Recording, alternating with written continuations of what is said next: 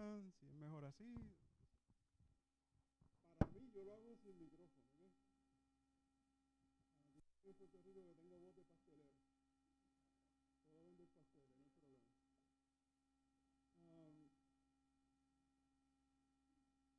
Es un placer estar aquí, a la vez un honor y una gran responsabilidad. Ya la semana próxima tendrán a su pastor. Y todo volverá a la normalidad. Pero por el momento, gracias. Por el momento, hoy le ponemos un lazo al capítulo 16 del libro de los Hechos. Y realmente un lazo precioso. Yo no sé si usted se lo disfrutó como yo me lo he disfrutado. Y esta no es la primera vez que presento y expongo en diferentes iglesias el capítulo 16 del libro de los Hechos. Y valga la redundancia, de hecho, la clase del libro de los Hechos, el Señor me ha permitido llevar a diferentes iglesias por lo menos en 4 o 5 ocasiones. Así que no es nuevo, pero siempre uno encuentra, dirían en Castilla la Vieja, un nugget, una pelotita de oro que uno aprende de ella. En todas las ocasiones Dios nos ha dado algo nuevo. Así que espero que usted se lo esté disfrutando de la misma manera. Lucas es uno de los mejores escritores bíblicos que puedan haber. Se considera, como yo le dije anteriormente, un historiador. No un evangelista, sino un historiador. Fuera de Pablo, el mejor escritor bíblico es Lucas. Y Lucas nos presenta en este capítulo 16, yo podría decir que hasta me empieza por una dicotomía o un contraste de 3 personajes. Porque yo le dije siempre, y me mantengo, que lo más importante en la Biblia es la historia de Jesús. La Biblia nos lleva a Jesús desde el Génesis hasta el Apocalipsis. Y esta no es la excepción. En el libro de los Hechos, por lo menos aquí en este capítulo 16 que estábamos discutiendo, los 3 eventos más importantes que ocurren bajo el nombre o en el nombre de Jesús. No hay otra manera.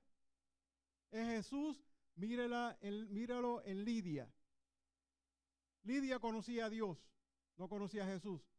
Dice la Escritura que Lidia amaba a Dios, adoraba a Dios, es la palabra que dice, adoraba a Dios, pero no conocía a Jesús. Y entonces el Señor tiene que abrirle su corazón para que Pablo le traiga todas las profecías mesiánicas cumplidas en el nombre de Jesucristo. Y entonces cuando ella se convierte ella y su casa. Cuando la muchacha que es pitonisa, la adivinadora, está ella diciendo, y aquí vienen estos que vienen de lo alto, traen un mensaje del Dios de lo alto, del Dios santísimo. ¿Y qué pasa? Que cuando Pablo se harta de escuchar ya algo viniendo de Dios, un mensaje correcto, pero en la fuente, en el vaso incorrecto, lo único que le dice es que salga el Espíritu en el nombre de ¿quién? De Jesucristo. De 2.2 Jesús.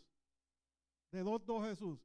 Sigue siendo Él el primero y el último. El alfa y el omega. El principio y el fin. Siempre va a seguir siendo Jesús. Cuando el carcelero en el versículo 30 dice aquella pregunta tan famosa y tan mal entendida por muchos predicadores, ¿qué tengo que hacer? Y le dice, señores, después de haberlo tratado como tráfalas, después de haberlo tratado como gente que no sirve, entonces sí le dice, primero los saca de la cárcel, a los demás los apresa nuevamente, a Pablo y a Silas los saca de la cárcel y le dice, señores, con deferencia, ¿qué tengo que hacer para ser salvo? Le dice, cree en el Señor, ¿quién? Jesucristo, de 3.3. Cree en el Señor Jesucristo y serás salvo tú y tu casa. Obviamente hay que predicarle a la casa. Y eso son lo que dicen los versículos 32, 33 y 34. Dije la semana pasada y me sostengo que nadie por osmosis se convierte. O sea, no es que yo me voy, tú y tu casa, no está mal entendido de que tú y tu casa, porque yo me convertí, mis 3 hijas se van a convertir. No es cierto. Ellas son convertidas, pero son convertidas porque tuvieron que entrar en el mismo proceso Tienen que ir delante del Señor y aceptar al Señor. Y uno de los versículos que le cité fue Juan 1:12. Dice, a todo el que cree, primero tiene que creer, a todo el que cree, entonces es que uno se puede ser llamado hijo de Dios. Mientras tanto es criatura. Por ahí dice, todos somos hijos de Dios. No, somos criaturas de Dios. Cuando creemos, cuando confesamos, si confesares con tu boca que Jesús es el Señor, ¿verdad? Entonces es que tú pasas a ser criatura a hijo, ¿verdad? Hijo de Dios. Entonces sí nos podemos llamar. Así que vamos de 3:3. Pero como tenemos que ponerle un lazo hoy a esto, ya vimos esos 3 personas, vimos esos 3 contrastes tan grandes, pero un denominador común que se llama Jesucristo. Entonces vamos a tratar de terminar con la guianza del Señor el capítulo. Yo creo que es corto la lectura, podemos ponerlo de pie y lo leemos directamente desde la Escritura. Yo no suelo hacer esto, ¿sabes? Porque uno siempre está citando palabras y uno cada vez que cita palabras no le dice a la gente póngase de pie. Pero hoy como es tan poquito, quizás. Cuando fue el día, estamos en Hechos capítulo 16, versículo 35 al 40.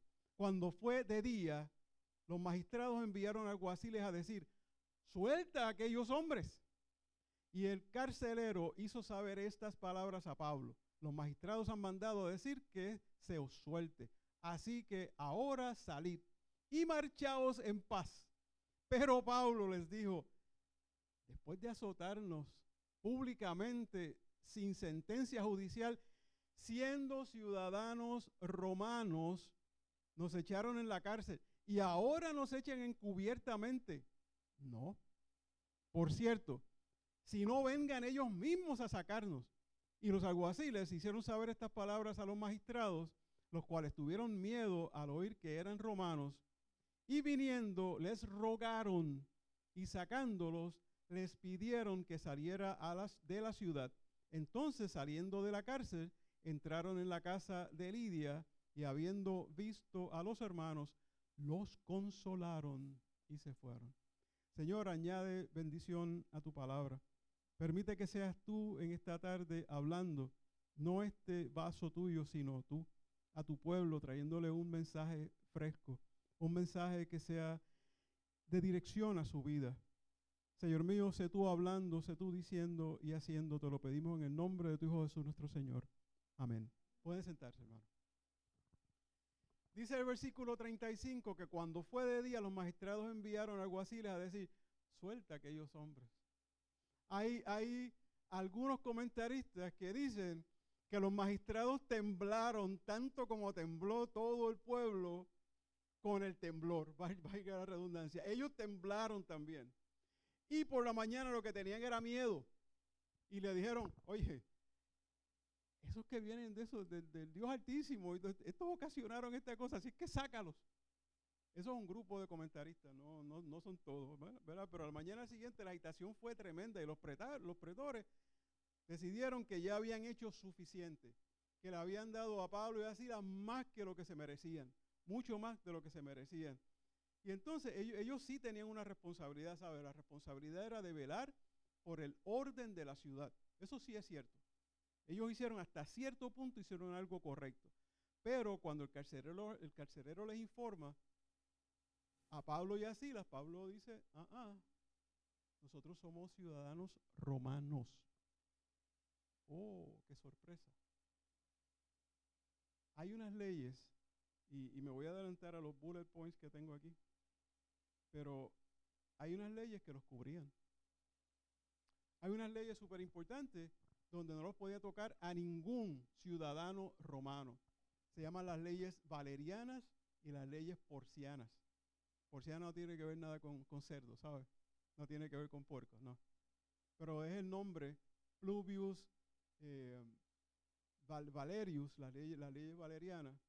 Y las leyes valerianas se establecieron en el 509 antes de Cristo, en el Imperio Romano, cuando el Imperio Romano apenas estaba en Pampers.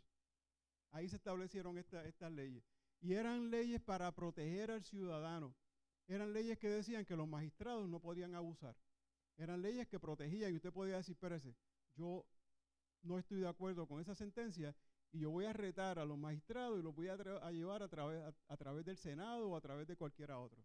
Esas leyes, en el 299 antes de Cristo, se revisaron porque como que no tenían la aceptación o no se pusieron tanto en práctica, pero se revisaron. Y ahí entraron lo que se llamaban las leyes porcianas, que las leyes porcianas también era como un refuerzo a las leyes valerianas. El asunto de todo esto es que nadie, nada ni nadie podía tocar a un ciudadano romano. Lo que hicieron los magistrados estaban totalmente fuera de su poder, porque ellos necesitaban investigar primero y luego entonces decir, esto es lo que vamos a hacer. Pero si usted se fija en el recuento anterior de la semana pasada, los magistrados se emocionaron tanto como se emocionó la plebe. Hasta le rasgaron los vestidos a Pablo y a Silas. Si usted se acuerda del recuento anterior. Ellos mismos les rasgaron los vestidos y los mandaron a poner presos. O sea, ellos no hicieron absolutamente en nada su trabajo. Ahora, la pregunta de los 69,000 centavitos es ¿por qué Pablo y Silas no dijeron que eran ciudadanos romanos desde el principio? ¿Usted no se había preguntado eso? ¿Verdad? ¿Por qué no dijeron eso? Bueno, en realidad, Pablo tuvo cuidado cuando lleguemos al capítulo 22. Pablo tiene cuidado de decir, soy ciudadano romano. Todo lo que tenía que decir era, suis romanus sum, soy ciudadano romano. Ahora, me da la impresión solamente, quizá como un micro comentarista, que la emoción fue tanta dentro de la gente y había tanta gritería que aunque lo dijeran, no lo oyeron. Por supuesto, tampoco podían sacar la cartera como hacemos nosotros y decir, este es mi pasaporte o esta es mi tarjeta de presentación o deja un momentito que voy por internet aquí a buscar los documentos necesarios para que tú veas que yo soy ciudadano romano. Eso no ocurrió. Por supuesto, en el capítulo 22, los golpes, la sentencia es distinta, porque aquí es con vara. El capítulo 22 es con un flagelo, con el mismo que se le dio a Jesucristo. Si le hubiesen dado, ahí es que Pablo dice, soy ciudadano romano, claro, y lo escuchó todo el mundo. En el capítulo 22, la flagelación era con el mismo tipo de flagelo que se le da a Jesucristo y un flagelo que tiene huesos, que tiene piedra, que tiene metales. Que ese sí corta, penetra, rompe la carne, rompe tejidos, rompe cartílagos, rompe tendones. Así fue que castigaron al Señor, lamentablemente. Si algún día tenemos la oportunidad de eso, se lo puedo traer del punto de vista médico, de cómo fue que Cristo, supuestamente, desde el punto de vista médico, cómo murió. Porque fue bien difícil, una muerte bien difícil. Y eso fue lo que Pablo evitó aquí, o que pudo haber evitado, porque él agarró los golpes, y quizás agarró los golpes por nosotros, ¿entiende? Por nosotros. Porque es un ejemplo también. Es vivir la palabra. Es vivir el evangelio. Dice que en el mundo tendréis aflicciones, ¿verdad? No te preocupes, pero yo he vencido al mundo. Pero te van a castigar, te van a perseguir, te van a hacer cosas. Es más, tú quieres ser cristiano, tienes que seguir mis pasos. En Hebreos dice también que nosotros tenemos que seguir ese mismo curso. ¿Cómo terminaron todos los evangelistas y todos los apóstoles? Martirizados, todo. El único fue Juan, ¿verdad? Que murió muerte natural a los 90 y pico de años. Murió en Éfeso, después de salir de la isla de Patmos. En Éfeso muere él a los 90 y pico de años. Es el único. Los demás, si usted va al capítulo 11 del libro de los Hebreos, usted lo que va a ver es el salón de la fama de los mártires de la iglesia. Y usted lo que está viendo ahí, todos los que murieron por fe, dice, por fe. ¿Tendremos nosotros esa fe? Si nos persiguen, podremos decir, es que yo soy cristiano de verdad. No es que soy romano, es que soy cristiano de verdad. Yo sigo a Cristo. O sea, ¿cuántos? El otro día estaba escuchando un líder de misiones para un concilio. Y ese hombre estaba hablando de las torturas y los martirios del que sufren la gente cuando están en China, cuando están en diferentes partes del Oriente. Tendremos nosotros ese tesón, tendremos nosotros ese deseo de servirle al Señor de esa manera también. Estará dentro de nosotros. Si algún día tocan a la puerta y te dice, estamos buscando porque tú eres cristiano, estás arrestado. Eso fue lo que hizo Pablo, quizá por nosotros. Si no lo dijo a tiempo, él sabía lo que le iba a pasar. Ahora, regresamos aquí. Si los pretores querían que ellos salieran de Filipo, dijo, que vengan, muestren cortesía a un ciudadano romano y que no nos expulsen de ese modo. Porque usted sabe qué pasa, que con las leyes valerianas, lo que les esperaba a los pretores era posiblemente la muerte por haber castigado a 2 ciudadanos romanos. Ellos iban a pagar lo que supuestamente Pablo y Silas ellos le hicieron. Todavía un poco más, porque a Pablo y a Silas únicamente lo golpearon. Y yo me quiero imaginar, y esto no está en la Biblia, pero que el temblor de tierra causó tanto miedo en los pretores que los dejaron libres, porque esta gente tiene poder. De alguna manera, eso que estaba diciendo la divina se está cumpliendo esta noche. Eso pudieron haber pensado. Así que lo soltaron, ¿verdad? Pero entonces ellos exigen que vengan, y los lictores, que fueron los que le golpearon, llevaron de vuelta el mensaje de Pablo a los pretores.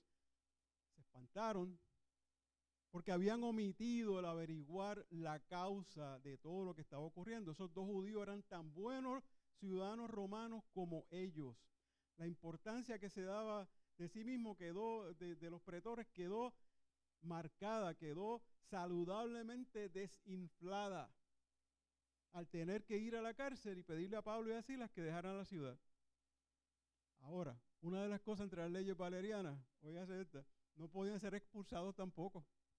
Ellos tenían que salir por voluntad propia.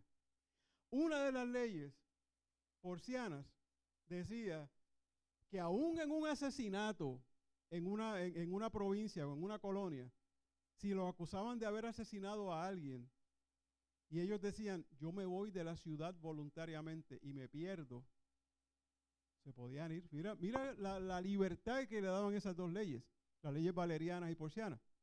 O sea, ellos podían salir. Aquí el riesgo mayor lo tienen ahora mismo los pretores. Y al ser liberados de la cárcel, se encaminaron a la casa de Lidia. Fíjese que aquí no hay tanta teología en estos 5 versículos. Es un recuento histórico, un recuento que tenemos que mirar y admirar. Lo único que pude haber hecho para hoy, y no hice porque lo quiero ver de otra manera, es traer una prédica que hable sobre dar ánimo. Y yo estoy seguro que muchos que hubiesen salido por ahí brincando, y qué bueno y qué chévere, pero ese no es el punto. El punto es que yo quiero que nos veamos de otro punto de vista. Vamos a terminar esto y vamos a entrar en consideración otro tópico que nos va a unir todo esto. Pablo y Silas con Timoteo partieron de Filipo después de haberle dado ánimo. O sea, entienda esto. A mí me entran a palos. Me ponen en el cepo. Estoy sangrando. Primero estoy orando, estoy cantando salmos, estoy alegre, estoy gozoso. Dije yo hace 2 domingos atrás que el gozo vive ¿dónde? En el corazón de uno. El gozo no está en la hermana, en la hermana, no, el gozo está en uno. ¿Usted quiere un avivamiento? Avívese usted. Empiece por avivarse usted y usted le pega el carbón encendido al otro y el otro al otro y el otro al otro y así empiezan los avivamientos. Mira este avivamiento que hubo en Tennessee en la escuela, en la universidad. ¿Cómo empezó? La misma manera. Jóvenes orando. Jóvenes ayunando, orando, exponiendo la palabra, cantando himnos. Y empezaron uno al otro a fortalecerse. Ahí estuvieron como 2 semanas, ¿verdad? Más o menos como 2 semanas. Hasta que los obligaron a salirse del edificio. Pero el gozo está en uno. El gozo estaba en Pablo. Y Pablo sabía que él tenía que dar un ejemplo a los hermanos que estaban recién convertidos. Porque se acuerda que yo le dije que Lidia había sido la cerradura para que la llave de la palabra entrara en Filipos, pues ya Lidia no era la única convertida. Era Lidia, era su casa y eran muchos más. Fíjese usted, la historia, bueno, antes déjeme decirle que aquí queda Lucas, ¿verdad? Y se lo había dicho anteriormente. Lucas no se oye más hasta el capítulo 20, versículos 5 y 6, que entonces empieza hablando en el singular, en plural, nosotros, y así sucesivamente. No sabemos qué pasó, si se quedó allí o qué pasó. Ahora sabemos que Timoteo, Pablo y Silas se fueron por la vía ignaciana, la vía Ignacia, hacia el oeste. Y entonces, lo que me gusta de este capítulo, los invito cuando lleguen a su casa, lean dos cositas hoy. Este va a ser la primera asignación. Lea la carta a los Efesios. Y léala como carta, como decíamos la semana pasada.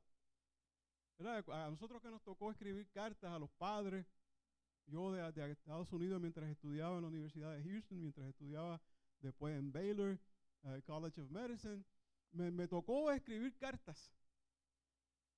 Y las cartas yo estoy seguro que papi y mami no las cogían y las leían, el primer párrafo, ok, y el segundo párrafo lo leían mañana o la semana que viene. O sea, la carta se lee completa, ¿verdad?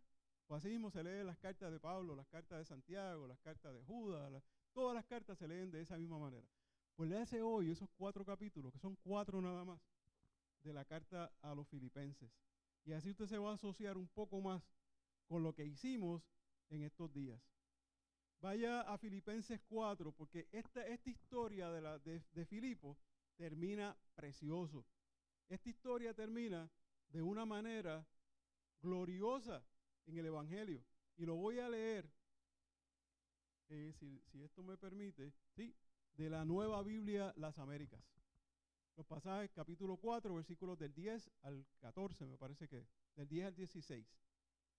O puede ser hasta el 20, perdóname, lo voy a hacer hasta el 20. Dice, actitud ejemplar de Pablo hacia las cosas materiales. Dice, aquí le está escribiendo a esa iglesia donde pasó todo esto. Él estaba posiblemente en Corinto cuando escribió esto, o estaba preso o en Cesarea de Filipo, o estaba preso en Roma. Esta es una de las 4 cartas que se escriben desde la cárcel. Efesios, Filipenses, Filemón y Colosenses. Las 4 se escriben desde el presidio. Dice, me alegré grandemente en el Señor de que ya al fin han reavivado su cuidado para conmigo. En verdad antes se preocupaban, pero le faltaba la oportunidad. No que hable porque tenga escasez, pues he aprendido a contentarme cualquiera que sea mi situación. Sé vivir en pobreza y sé vivir en prosperidad. En todo y por todo he aprendido el secreto tanto de estar saciado como de tener hambre, de tener abundancia como de sufrir necesidad. Todo lo puedo en Cristo que me fortalece. Sin embargo, han hecho bien en compartir conmigo en mi aflicción. Ustedes mismos también saben, filipenses, que al comienzo de la predicación del Evangelio, después que partí de Macedonia, ninguna iglesia compartió conmigo en cuestión de dar y recibir, sino solamente ustedes. ¿Lo habrán hecho por cargo de conciencia o lo habrán hecho porque lo sintieron en el corazón? Porque aún en Tesalónica enviaron dádivas más de una vez para mis necesidades. No es que busque la dádiva en sí, sino que busco fruto que aumente en su cuenta. Pero lo he recibido todo y tengo abundancia. Estoy bien abastecido, habiendo recibido de Epafrodito lo que han enviado, fragante aroma, sacrificio aceptable, agradable a Dios, y mi Dios proveerá a todas sus necesidades conforme a sus riquezas en gloria en Cristo Jesús. En Cristo Jesús. A nuestro Dios y Padre sea la gloria por los siglos de los siglos. Amén. Esa es una historia preciosa. Ese capítulo, o sea, si usted ata el capítulo de los Hechos, lo que leímos, todo este estudio del capítulo 16, a esta carta, usted está viendo que es una iglesia en evolución, una iglesia que ha ido creciendo, una iglesia que ha ido creciendo en fe y queriendo más y haciendo un poco más. Ahora, algo que es constante en prácticamente todas las conversiones de este capítulo. Lidia enseñó a la ya me dijeron que tenía 30 minutos. Lidia enseñó a todos a la hospitalidad, ¿verdad? Ofreció hospitalidad tan pronto se convirtió. La divina no tuvo la oportunidad, muchacha joven, quizá no tenía absolutamente nada. Pero el carcelero, ¿qué hizo? Hospitalidad. Consuelo. ¿Qué fue lo que hizo Pablo tan pronto sale de la cárcel? O sea, nuestra cristiandad se tiene que ver. Nuestra cristiandad se tiene que sentir. Yo detesto usar el verbo tener. Escuché una vez una contestación perfecta de un actor, de Morgan Freeman. Le dice a alguien que lo está entrevistando, no, because you have to, tú tienes que. Y él dice, con permiso, yo no tengo nada más que hacer un par de cosas en la vida.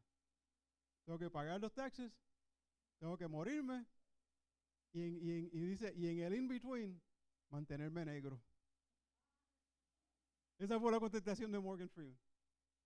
Pay my taxes, die, and in the meantime, stay black.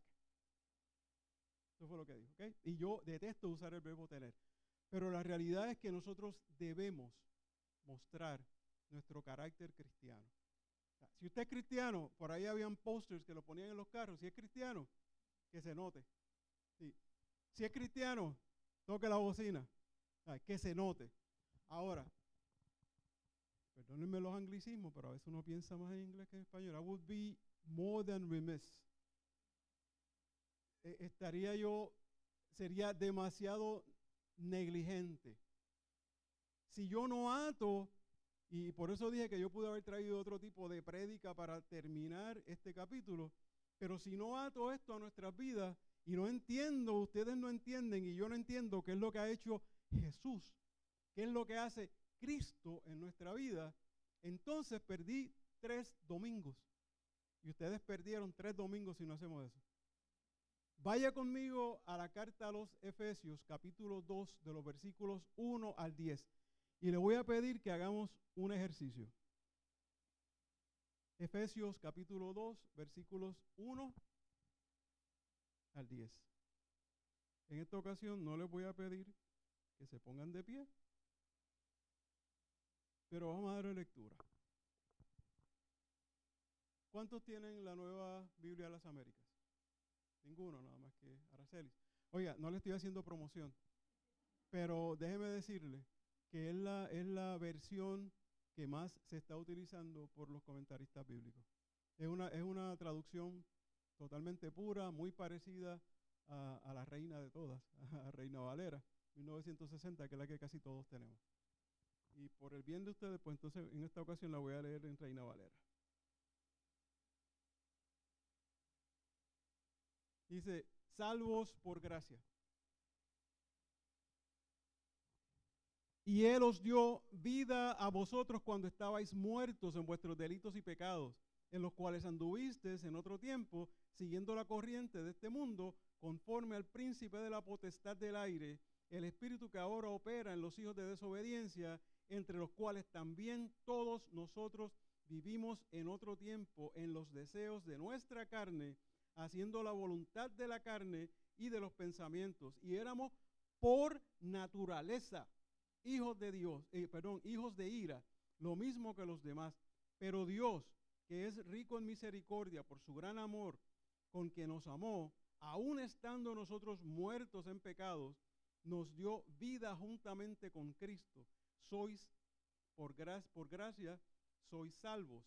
Y juntamente con Él nos resucitó y asimismo nos hizo sentar en los lugares celestiales con Cristo Jesús, para mostrar en los siglos venideros las abundantes riquezas de su gracia en su bondad para con nosotros en Cristo Jesús. Porque por gracia sois salvos por medio de la fe, y esto no de vosotros, pues es don de Dios, no por obras, para que nadie se gloríe, porque somos hechura suya, creados en Cristo Jesús para buenas obras, las cuales Dios preparó de antemano para que anduviésemos en ellas. ¿Usted entiende?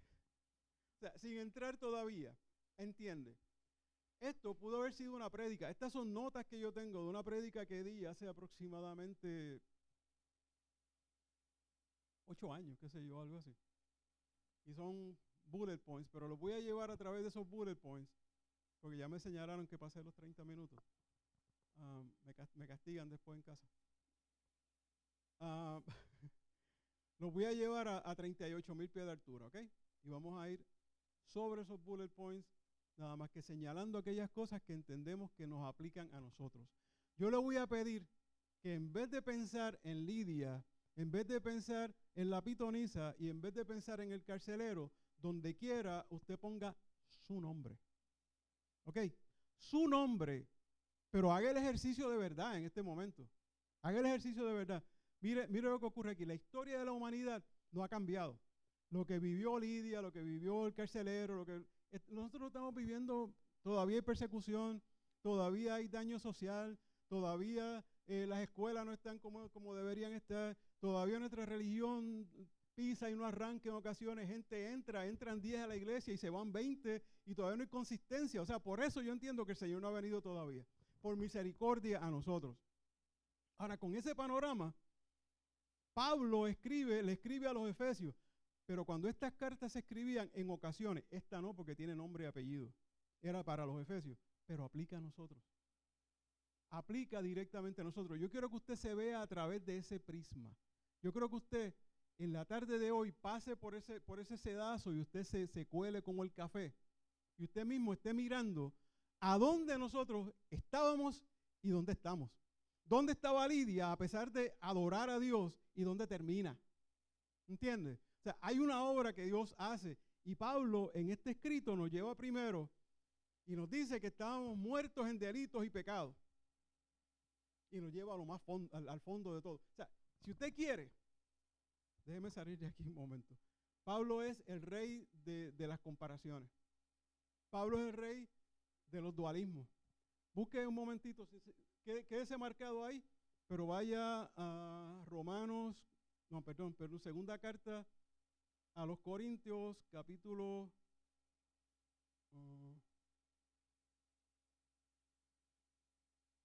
4, déjame ver una cosa. Segunda carta de los Corintios, capítulo 4, versículo 8. Exacto. Vamos a contextualizar desde el 7. Dice, pero tenemos este tesoro en vasos de barro. ¿Qué tesoro? La palabra. La palabra, ese es el tesoro que Dios nos dio para guardarlo, para quererlo, para nosotros presentarlo a eso, nosotros como vasos frágiles que somos, poder llevárselo de gente en gente. Dice, pero tenemos este tesoro en vasos de barro para que la excelencia del poder sea de Dios y no de nosotros. Y mira lo que dice. Entonces mire los dualismos, que era lo que le estaba hablando. Y esto no está en el panorama, esto no estaba ni en las notas. Pero dice que estamos atribulados en todo. Algo que puede pasar. Mas no angustiados. ¿Entiendes? O sea, una cosa que está lejos de nosotros y otra que nosotros tenemos control. No estamos angustiados. Dice, en apuros puede ocurrir, pero yo no quiero desesperarme. No en desespero. Perseguidos puede ocurrir, pero no destruidos.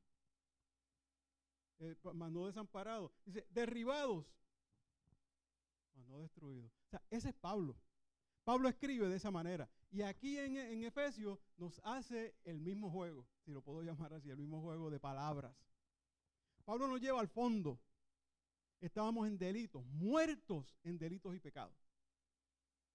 Y de momento, entonces nos va a terminar diciendo que nos hizo sentar en los lugares celestiales con Cristo Jesús. Mira de donde nos sacó a donde nos va a llevar. ¿Okay? Pero en este proceso, Él nos habla de quiénes éramos nosotros y en nuestra naturaleza. Y a dónde vamos a llegar por la gracia de Dios. Eso es estos 10 versículos. Estos son esos 10 versículos. Si los resumo, así son. Ahora, ¿qué éramos nosotros por naturaleza? Pues por naturaleza es una descripción demoledora, porque nos está diciendo que la condición humana estábamos muertos, versículo 1. Versículo 3, nos dice de Efesios, segundo capítulo, versículo 3, también todos nosotros lo mismo que los demás. O sea, aquí nadie se escapa. Todos somos pecadores. Dele la mano al pecador que tiene al lado. Dígale, usted es pecador, usted es pecador. ¿Ah? Como Oprah Winfrey, usted es pecador, usted es pecador, todos somos pecadores. ¿Verdad que sí? Todos somos pecadores. O sea, por más santo que usted se piense y por más buena gente que usted se crea, todos somos pecadores por definición. Y eso mismo que hace Pablo aquí, para que usted vea que Pablo es consistente en sus escritos, lo hace en la carta a los Romanos, en los primeros 3 capítulos. En los primeros 3 capítulos él está probando que tanto griegos como gentiles, como judíos, y cualquier otra raza que haya, todos somos responsables de los pecados nuestros. Que nosotros somos pecadores. Ahora, hay mucha gente que discuten lo que yo le llamo aquí en mis bullet points, el diagnóstico, ¿verdad? Ese es mi lenguaje, perdón. Ese es mi lingo, tengo que apegarme a él. Discuten. Es más, cuando una vez se le dice a una madre, mira, tu hijo tiene una sintomatología bipolar o es attention deficit, no, yo no acepto eso. O sea, si no aceptan eso, imagínense que usted le diga, usted está muerto en delitos y pecados. Y ese es el diagnóstico que nos está dando Dios a través de Pablo. Están muertos. O sea, cuando usted llegó al Evangelio, usted era un cadáver espiritual. ¿Okay? Ahora, hay gente que no está dispuesto a admitirlo, ¿no? Entonces, hay gente que le echa la culpa a la sociedad. No, porque puede ser, mira, si hubiese mejor educación, quizá podemos cambiar. Si el gobierno nos ayudara con programas, podríamos cambiar. O sea, todo tiene algo para yo justificar. Y mientras usted no entiende el diagnóstico, y lo digo desde el punto de vista médico, cuando usted no tiene un diagnóstico correcto, usted no tiene también una cura correcta. Y usted va a estar poniéndole band-aids, quizás a una herida que es de 8 pies y usted le está poniendo band-aids, ¿verdad? Para usted poder llegar a la conclusión correcta, tiene que aceptar que nosotros somos una raza humana caída.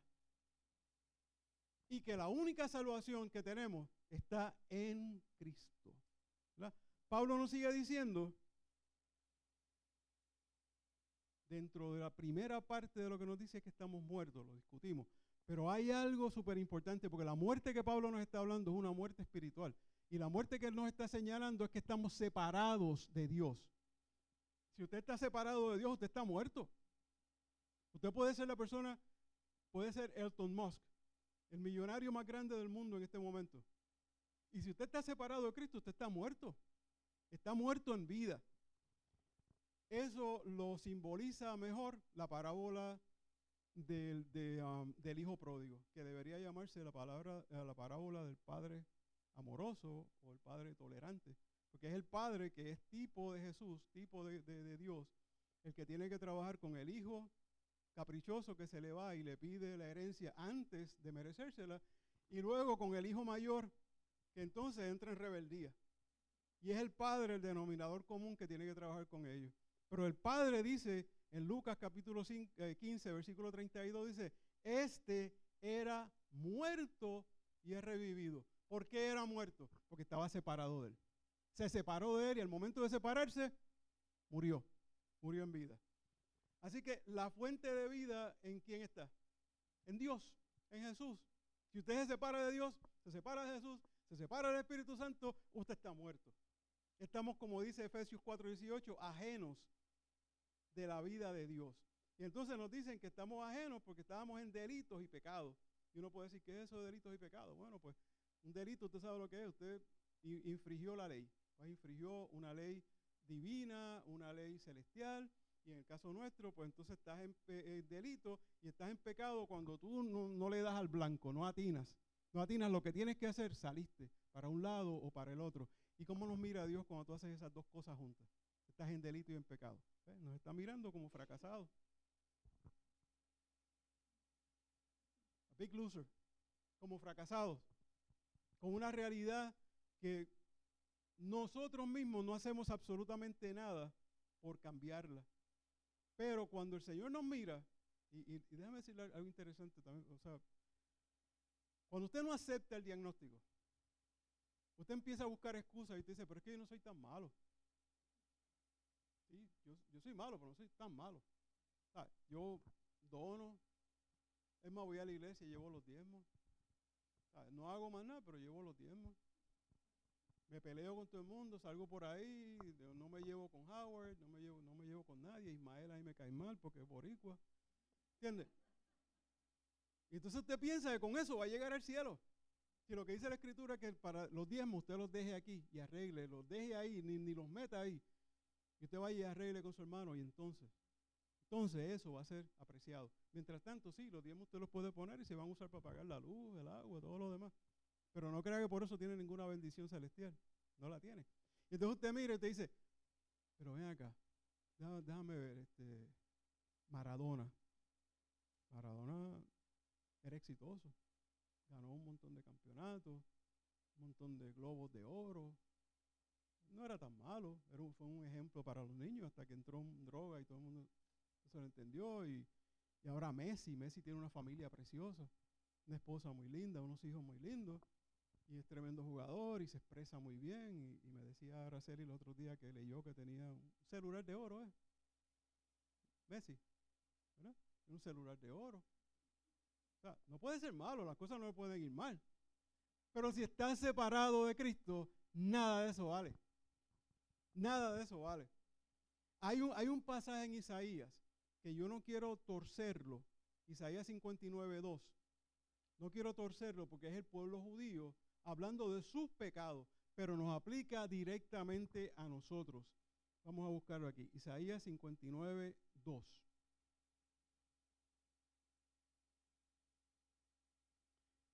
Dice, pero vuestras iniquidades, las nuestras, vuestras iniquidades han hecho división entre vosotros y vuestro Dios, y vuestros pecados han hecho ocultar de vosotros su rostro para no oír. ¿Entiendes? Nuestro pecado, nuestras mentiras, todas las cosas que nosotros hacemos, lo que hacemos es distanciarnos más de Dios y Él quitar el oído de nosotros. Fíjese que el salmista dice que Él escucha la oración de los justos, que Él inclina su oído para escuchar la oración del justo. Sin embargo, aquí mismo está diciendo el Señor a través de Isaías que las iniquidades nuestras lo que hacen es separarnos. Porque cuando estamos buscando una solución adecuada para nosotros y para un diagnóstico correcto, el diagnóstico que Jesús nos mira y que busca no está ni en nuestro cuerpo, ni en nuestra mente, ni está en ningún otro lugar que no sea en nuestro espíritu.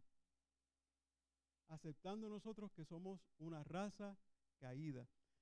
Algo bien interesante que tampoco está en las notas. Busque Romanos capítulo 11, versículo 36. Romanos capítulo 11, versículo 36.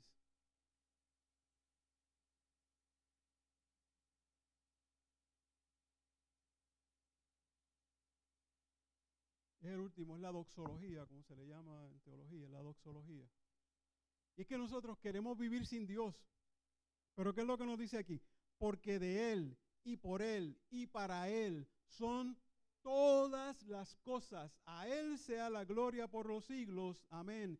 Y nosotros queremos vivir sin Dios. Queremos vivir en lo que decimos libertad. Queremos hacer lo que nos salga en gana. Queremos ir donde querramos.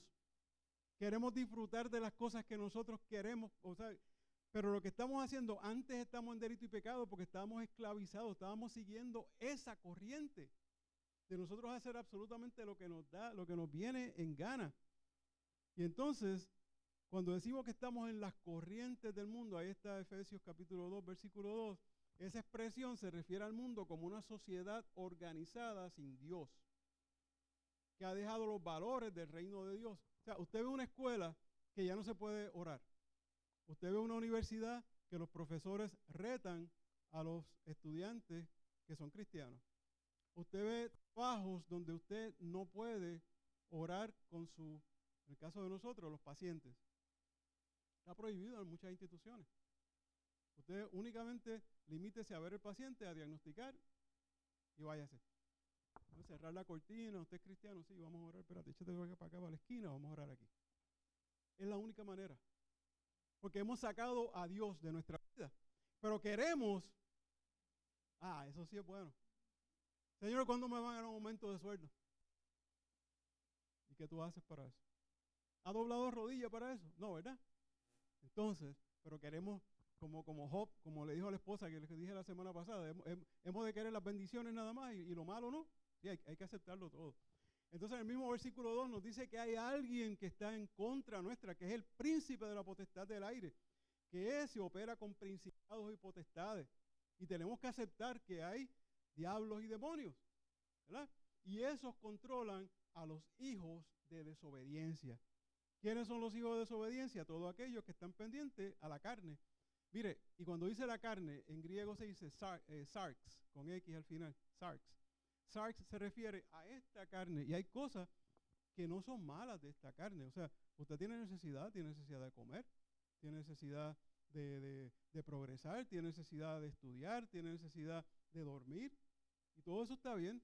Pero cuando usted en nuestra naturaleza caída lleva las cosas y las tergiversa, entonces la necesidad de descansar se puede convertir en pereza. La necesidad de usted satisfacer una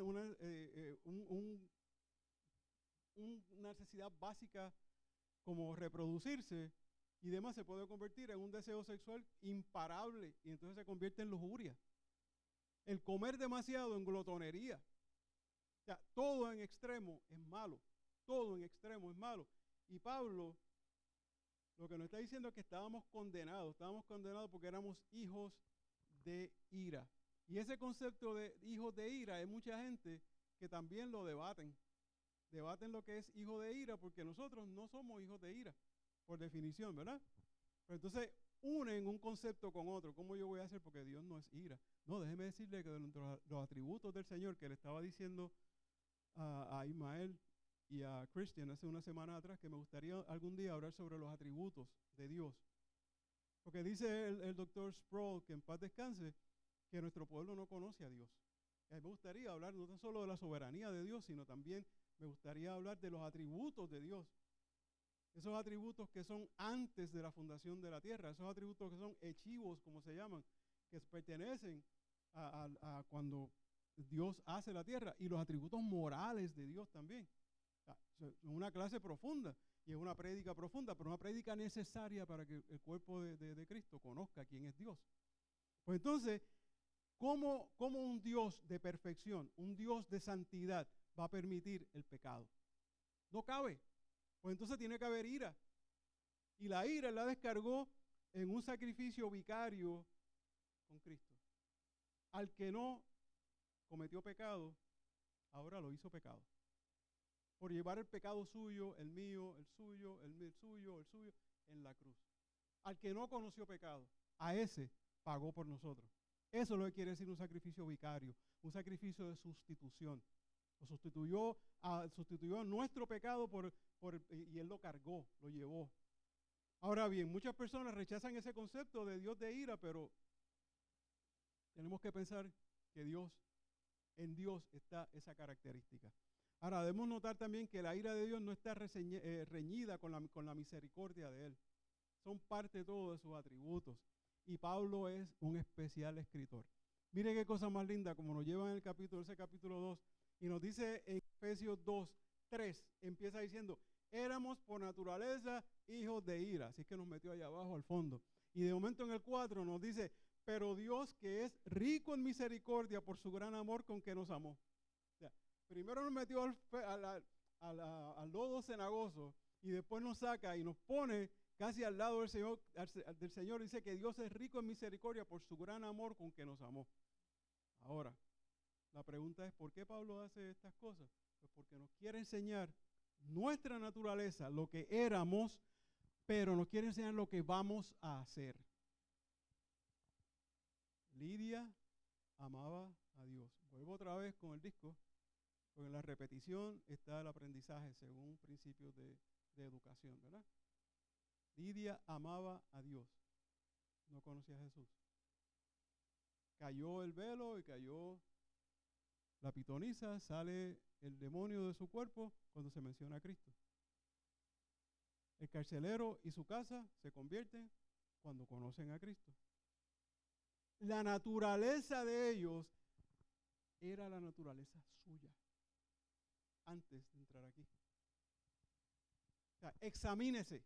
Ese es el punto de esto. Yo quiero atar lo que estábamos estudiando, lo que estábamos, las prédicas de la semana pasada, de la anterior, lo que estábamos aprendiendo de esos conceptos. Apúntelo, páselos por este sedazo con su nombre. Eso éramos nosotros antes de que por gracia Dios nos salvara. Ponga su nombre ahí. En medio de esta condición desesperada, el hombre enfrenta por su naturaleza caída, que el hombre enfrenta por naturaleza caída, Dios ha intervenido. Y mira qué rápido los paso por los versículos. En el de 4 dice por Dios. O sea, ¿quién hace todas las cosas? Dios. Todo lo positivo, todo lo bueno, todo lo que hay que hacer lo hace Dios. Entonces dice por Dios. En el versículo 5 hay una perícopa pequeña que dice, nos dio vida juntamente con Cristo. Por gracia soy salvo. Eso es lo que hace el Señor por nosotros. Eso fue lo que hizo por Lidia. Eso fue lo que hizo por la pitonisa. Eso fue lo que hizo por el carcelero. Y pongan el nombre suyo. Eso fue lo que hizo por usted.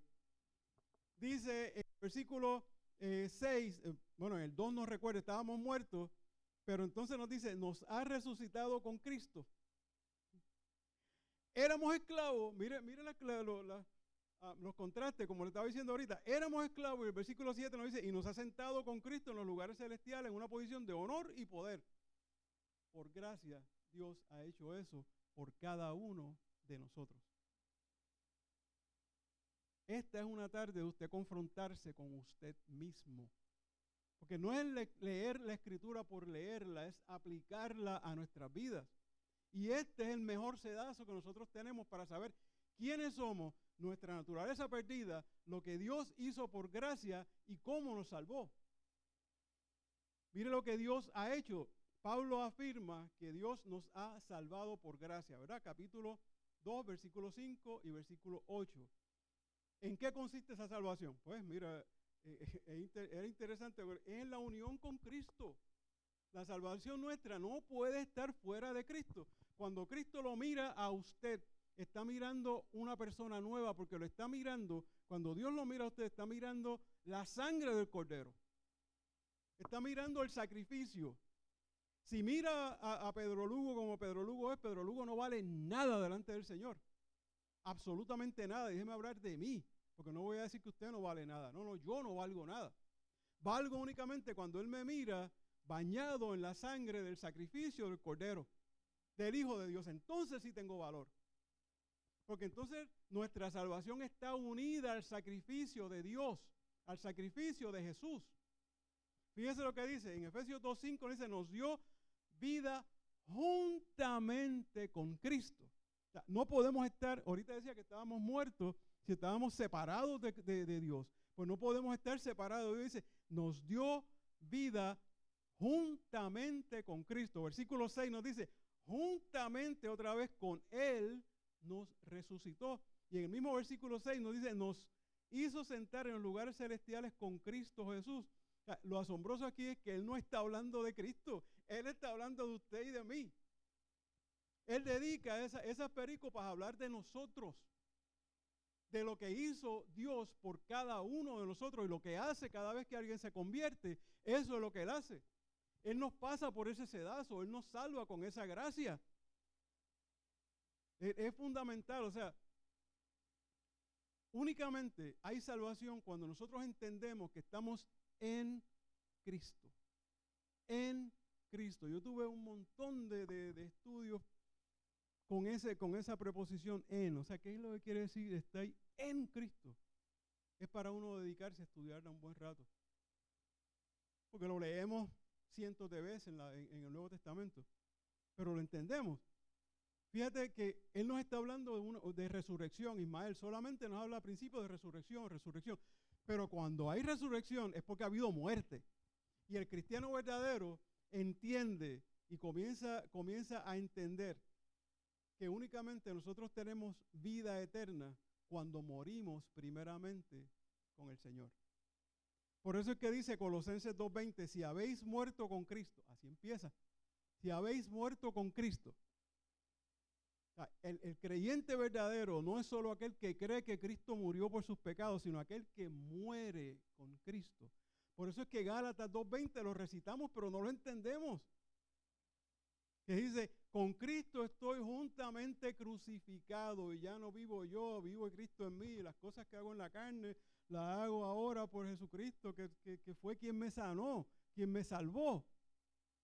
Eso es lo que yo hago. Y entonces Gálatas 5:24, en una parte de la perícopa, dice, los que son de Cristo han crucificado la carne con sus pasiones y deseos. Mira lo que es ser cristiano. Mira lo que Dios hizo por nosotros. ¿Por qué lo ha hecho? Sencillo. 4 palabritas de los atributos de Dios. 4 palabritas de los atributos morales de Dios.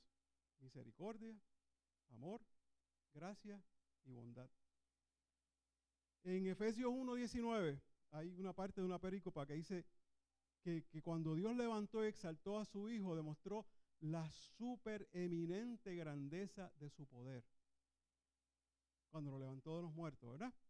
Pero cuando nos levantó a nosotros, porque usted ha sido muerto y resucitado en Cristo, cuando nos levantó a nosotros, demostró también las abundantes riquezas de su gracia.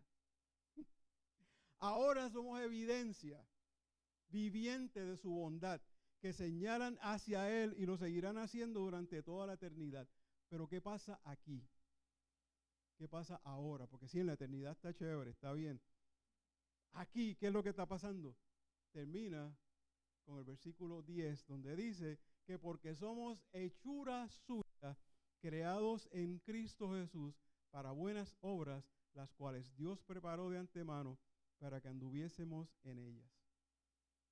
Ahora, el versículo 9 nos dice que nadie se gloríe, ¿sabes? Todo está muy bonito, pero no se gloríe porque es por gracia. No es por otra cosa, no es por obra, no, es por gracia. Así que miren esta tarde lo que éramos, mire nuestra naturaleza, mire lo que la naturaleza, lo que hizo Dios por gracia y a dónde nos posicionó. Entonces podemos entender nuestra salvación. Señor, añada bendición a su palabra. Gracias, Señor, por la palabra de esta tarde. Con esto cerramos un capítulo, pero abrimos nuestro corazón para vivir una vida distinta, habiendo entendido que todo procede de ti. Y que separados de ti, como dijo Pedro, nada podemos hacer. Pedimos, Señor, bendición para todos los que están aquí, para aquellos que no pudieron venir. Aún así, Señor, guárdalos, bendícelos en ti también. Te lo pedimos en el nombre de tu Hijo Jesús, nuestro Señor. Amén.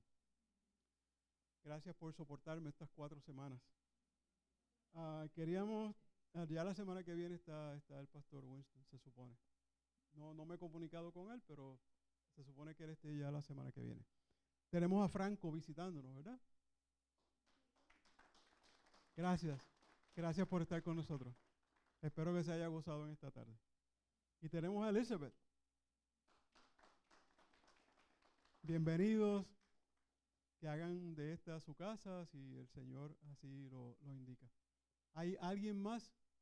Porque no tengo su tarjeta. ¿Su nombre? Lidia. Mira eso, yo hablando de Lidia aquí. Y yo hablando de Lidia, que no conocía al Señor, que amaba al Señor, que amaba a Dios y todo, mira eso. Bienvenida, Lidia. Hablé de su tocaya, no fue de usted. Creo que hay algunos anuncios adicionales, me parece. Yep. Hoy tengo un testimonio del hermano que me pidió. Venga, pase un momento.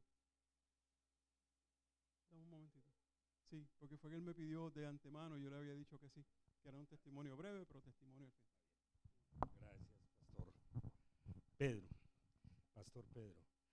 Estoy abrumado porque el Pastor Pedro hoy nos ha dado una lección, por lo menos en lo personal, que me ha tocado por todas partes. Su mensaje me ha llegado desde muchos ángulos y porque yo he sido un lector incansable de Pablo, porque leo la Biblia, porque me han llegado muchos mensajes, porque tiene mucho conocimiento porque no solamente es pastor de nuestros espíritus, sino que es médico de nuestros cuerpos. Y esa dualidad lo hace alguien muy especial. Pero de todas maneras quiero expresar mi testimonio y decirles que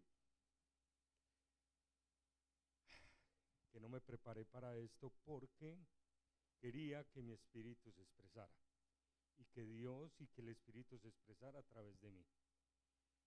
Desde hace muchos años yo he venido leyendo la Biblia. Desde niño tuve esa inquietud. Como a los 8 años vi una película que transformó mi vida en ese momento, Los 10 Mandamientos, una producción de Hollywood, que muestra la salida del pueblo del pueblo israelita de Egipto, y muestra muchas cosas sobre la vida de Moisés y sobre el pueblo israelita que me impactaron mucho. Y desde ese momento yo empecé a tener esas inquietudes espirituales.